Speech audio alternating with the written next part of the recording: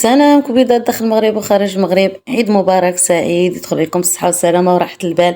أنا الكبيدات كي جاتني الجلابة، جاتني زوينة تبارك الله عليا، والله يحجبني من العينة الكبيدات. وخليكم مع الفيديو ما تمشيو فين، تبارك الله عليكم.